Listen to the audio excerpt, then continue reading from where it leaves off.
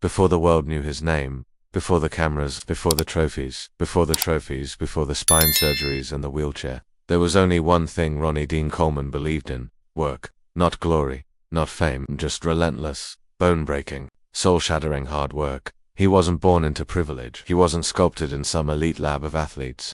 He was born in a rough neighborhood in Monroe, Louisiana, raised by a single mother who worked 2 jobs just to keep food on the table. There were no silver spoons in his childhood, just broken sidewalks, hand-me-down clothes, and the unspoken message that nothing in this life comes easy. Ronnie was different, even as a child. He was quiet, reserved, but when he moved, whether to run, lift, or even throw a ball, it was like gravity forgot how to hold him. In high school, he was a standout in every sport he touched, but he wasn't chasing praise. He did it because he knew being average was a choice he'd never make. He got a scholarship to Grambling State University, where he played football as a middle linebacker, and he didn't just play, he dominated. But as graduation neared, reality hit hard. No NFL draft, no scouts knocking, just the cold truth. He had to build his future the hard way. After college, Ronnie moved to Texas. His degree was in accounting, and he worked at Domino's Pizza to pay bills. The work wasn't glorious. He was underpaid, overworked, and at times barely eating. But he never complained, because in his mind, grind was a lifestyle, not a punishment. And when customers didn't pick up their pizzas, Ronnie ate those leftovers with the same intensity he approached everything else in life. But destiny was waiting quietly in the corner of a gym called Metroflex in Arlington, Texas. That's where he met Brian Dobson. Brian was the owner of Metroflex, a no mirrors, gritty, iron and sweat dungeon of a gym. Brian saw Ronnie walk in one day, young, jacked, raw strength pouring out of him like steam, and he made him an offer. If you let me train you for a bodybuilding show, I'll give you a lifetime membership for free. Ronnie agreed, not because he wanted trophies, but because he couldn't afford the membership. And just like that, a legend was born. Ronnie didn't enter the gym like a rookie. He entered like a storm. Every rep, every set, every drop of sweat. It wasn't for Instagram, likes or sponsorships. It was for war. And Ronnie only knew how to fight one way, all in. He entered his first competition in 1990, Mr. Texas, and destroyed the competition. He didn't just win the heavyweight division, he beat the overall winner and his own trainer, Brian Dobson. But Ronnie wasn't done. He wanted more size, more symmetry, more power. He trained when his joints screamed. He trained when he couldn't walk straight. He trained until the gym had to shut the lights off to make him leave. No shortcuts, no excuses, only iron. Over the next few years, he continued to compete and lose. Yes, Ronnie Coleman, the future 8-time Mr. Olympia, lost again and again. For years, he placed 15th, 10th, 6th, always showing up, always training harder, but never quite getting the recognition. But Ronnie wasn't chasing medals. He was building a body no one had ever seen before, and behind the scenes, something was changing. His lifts were becoming monstrous. 800-pound squats, 230-pound dumbbell presses, deadlifts that shook the floor. He trained like a madman. His catchphrases, "Yeah buddy," and "lightweight baby," weren't slogans. They were battle cries in the face of impossible weight. He trained without fear, without rest, without compromise. And in 1998 it finally happened. He entered the Mr. Olympia competition. He was up against legends: Flex Wheeler, Shawn Ray, Kevin Levrone, men with bigger names, flashier sponsors, and media hype. But when Ronnie walked on stage, the world went silent. He wasn't just big, he was a force of nature, shredded, massive, balanced, untouchable. When he hit the front double biceps pose, it was over. Ronnie Coleman became Mr. Olympia in 1998, and from that moment on, he ruled the bodybuilding world. From 1998 to 2005, Ronnie Coleman stood at the summit of bodybuilding, unmatched and unshaken. Every year, fans gathered in awe to see what new freakish level of muscle he had achieved. While others brought perfection, Ronnie brought domination. His back was otherworldly. His legs looked carved from stone. His stage presence, unstoppable. He didn't just win the Mr. Olympia title, he redefined it. But behind the lights and the roar of the crowd, there was a price being paid. Ronnie trained like a man who didn't believe in limits. His lifts weren't just heavy, they were legendary. 800-pound deadlifts for reps, squats that bent bars. He wasn't doing this for show. He was doing this because that's how he built greatness, rep after rep, pain after pain. But the body isn't meant to carry that much weight forever. Soon, the toll began to show. In the early 2000s, Ronnie started to feel pain in his back. Not the usual soreness, a deep, sharp pain that lingered. He shrugged it off, kept training, kept lifting. He had a title to defend. He had a legacy to cement. But pain doesn't care about legacy. It kept growing after winning his 8th Mr. Olympia title in 2005. Tying the record with Lee Haney, Ronnie began to fall apart from the inside. Herniated discs, nerve compression, surgeries, and yet he kept going. Because in Ronnie's world, stopping was never an option. He competed in 2006, again trying to win a historic 9th title. But he came in 4th, still huge, still terrifying, but his body was waving the white flag, even if his mind refused to see it. After that, Ronnie quietly stepped away from the stage. But retirement didn't mean rest. Ronnie still trained, still lifted, still punished the weights, like they owed him money, even as his spine began to crumble, even as his legs began to go numb, even as he began walking with a limp, then a cane, and eventually, a wheelchair. Ronnie underwent surgery after surgery, spinal fusion, disc replacements, titanium rods, over a dozen major operations, all while smiling in videos, still yelling, "Yeah, buddy," from his hospital bed. The world watched in disbelief. How could the greatest bodybuilder of all time be in a wheelchair? Why didn't he stop? Why didn't he slow down? Ronnie had only one answer. I'd rather be in a wheelchair doing what I love than standing still doing nothing. For Ronnie, lifting wasn't a hobby, it was his identity, his church, his battlefield. He knew the risks, he accepted them, because he believed in something bigger than comfort. He believed in sacrifice, and that's why even in his darkest hours, when he had to use his arms to lift his own legs into the car, when the painkillers barely worked, when sleep became a luxury, he still showed up to the gym, still trained, still smiled, still inspired, because Ronnie Coleman never wanted sympathy. He wanted to be an example that greatness is paid in blood, sweat, and soul. He became more than a champion. He became a legend forged in pain. Today, Ronnie lives with physical limitations that would crush most people's spirits, but not his. He laughs loud. He trains smart. He travels the world, inspiring generations of athletes, lifters, and dreamers. And every time someone asks, was it worth it? He says the same thing: I wouldn't change a thing, because he didn't just lift weight, he lifted a standard so high that no one has touched it since. And now, his story stands not just as a warning but as a torch, for those willing to suffer for greatness. For those ready to outwork their genetics, for those who'd rather die chasing their dream than live sitting on their excuses. Ronnie Coleman is no longer just a name in bodybuilding history. He is a reminder that pain is temporary, but greatness is forever.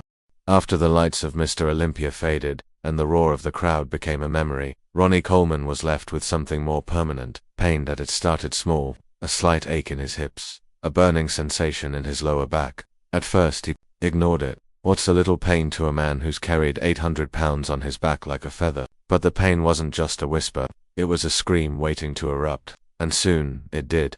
His legs went numb on a flight to Dubai. He thought it was jet lag. He laughed it off. When he stood up and nearly collapsed, he told himself he just needed to stretch. But deep down, something was shifting, something irreversible. The scans came next. MRI, X-rays, CT scans. The verdict was clear. His spine was collapsing. Herniated discs, degenerated vertebrae, bone on bone. And so began the next chapter of Ronnie Coleman's war, not against competitors, but against his own body. His first surgery came with optimism. Doctors said recovery would take a few weeks. Ronnie believed them. He even recorded videos smiling from his hospital bed, cracking jokes, calling nurses lightweight baby, as they rolled him into the OR. But the pain didn't go away. Instead, it intensified. One surgery became 2, then 3, then 6, then 12. Titanium rods were placed into his spine, long screws drilled into his bones. He had enough metal in his back to set off every airport alarm from Texas to Tokyo. Yet, he kept training. People begged him to stop. Fans, doctors, even his family. But Ronnie wasn't made to quit. He modified his lifts, slowed down his pace, but never walked away, because in his mind, not training was a worse pain than surgery. He still wore his lifting belt, still yelled, "Yeah, buddy," still moved through the gym with a body that was screaming in revolt, and he recorded every second. Not to show off, but to prove something. I'm still here. Even when he had to crawl into the car, even when he had to lift his own legs manually, even when he cried in silence at night, praying the pain would let him sleep for just 1 hour. Because to Ronnie, strength was never just about muscle, it was about will, it was about heart. He launched his own supplement company, Ronnie Coleman Signature. Series not just to sell products, but to fund his survival. Medical bills were piling up, millions of dollars spent on surgeries, rehab, medication, but he didn't complain. He never asked for pity. He smiled through everything. And the world. The world watched in awe. They saw a man who had every reason to give up yet chose not to. Videos of Ronnie limping into the gym, lifting small dumbbells with trembling arms, hit millions of views. Why? Because it wasn't just about bodybuilding anymore. Ronnie had become a symbol of resilience, of sacrifice, of what it truly means to live for something bigger than yourself. Interviews followed. Documentaries were made. The Netflix doc, Ronnie Coleman, the King, pulled back the curtain and showed the world the truth. The painkillers, the scars, the walker, the wheelchair, the silence in his house, between sets of tears. And through it all, Ronnie still laughed, still said, "Ain't nothing but a peanut," still claimed he wouldn't change a thing, because in his mind, he lived like a king. And kings don't regret their battles. But inside, his battle had shifted. It was no longer against competitors, it was against regret, against the weight of memory, against watching the body that once defied physics now struggled to stand. There were days he couldn't hold his kids without help, days when a simple staircase looked like Everest, and yet every morning he rolled out of bed, looked in the mirror, and said the same thing: "Let's go to war." Not because he had something to prove, but because he was Ronnie Coleman, and that's just what Ronnie Coleman does. And slowly, something began to happen. The world, especially the younger generation, began to see past the muscle. They saw the man, the father, the fighter, the legend who gave everything for one shot at immortality. High school athletes wrote him letters. Disabled veterans told him his story, kept them going. Bodybuilders with herniated discs found courage to keep pushing, and Ronnie, he read every message, because now, more than a champion, he had become a light. His pain was no longer a burden, that it was a message, that the road to greatness is never clean, that sacrifice isn't a chapter, it's the whole book, that glory fades, but legacy doesn't. He made peace with his limitations. He embraced the wheelchair, not as a prison but as a trophy of a life lived full throttle, and in that peace, he found purpose, because even without the stage, Ronnie was still the strongest man in the room, not in his body, but in his soul, and the world. They still cheered, because heroes don't need gold medals, they need scars, and Ronnie had earned every one. Years had passed since Ronnie Coleman stepped on stage, but the echoes of his footsteps still rattled through the halls of bodybuilding gyms around the world. His name had stopped being just a name. It had become a standard, an unshakable force in the hearts of anyone who ever picked up a weight and dared to dream bigger than their limits. But even as the world idolized him, Ronnie lived quietly, wrapped in a battle that no one else could truly understand. Some days, the pain was so sharp it felt like lightning crawling up his spine. Some mornings, he couldn't get out of bed without assistance. And yet every day, he smiled, he showed up, he kept moving, because somewhere deep in the silence of his mind, a voice still whispered, "Ain't nothing but a peanut." And that was enough to keep going. The surgeries continued. The pain persisted. The medical bills rose. But Ronnie's spirit, unbreakable. He began speaking at events, not just bodybuilding expos, but high schools, hospitals, and veteran centers. His message was no longer about sets and reps, it was about resilience. He told young kids that their circumstances didn't define them, that pain was part of the process, that greatness had a cost, and it was worth every drop of blood and every ounce of bone it demanded. He didn't hide his wheelchair, he didn't hide his scars. He wore them like armor, like a king who had fought his war and now sat not in defeat, but in victory over his own doubt. The world started to notice again, for the size of his arms, but the size of his heart. People who had never watched a bodybuilding competition in their lives found themselves moved by this man who refused to be bitter, who smiled while others would cry, who said, "I'm the luckiest man alive," while sitting in a chair most would consider a prison. He wasn't pretending to be okay, he had made peace with the pain. Ronnie began to build again, not his body, but his empire. His supplement company grew, his YouTube channel reached millions. He became a bridge between the old-school warriors and the new generation of lifters who had only seen him through grainy YouTube videos or "yeah buddy" memes. But when they met him in person, when they shook his massive, calloused hands and looked into his eyes, they saw something deeper. They saw fire, a fire that still burned after all these years, because Ronnie had never lifted 4 cameras. He had lifted because the weights never lied, because the iron didn't care about your excuses, because in the gym, with sweat pouring, lungs burning, and silence roaring, Ronnie felt most alive. and that was something no wheelchair could take away. There were times he cried, not because of pain but because of gratitude, because the same body that was now broken once took him to places no one had ever gone. 8 times Mr. Olympia, a record that still stands, a body so freakish, even science struggled to explain it, and a heart that refused to quit. He watched old tapes sometimes, the grainy footage of him lifting 800 pounds, the sound of the crowd exploding, the flashbulbs, the applause, the medals, but he never watched for nostalgia. He watched to remember the cost, and to remind himself. He paid it gladly.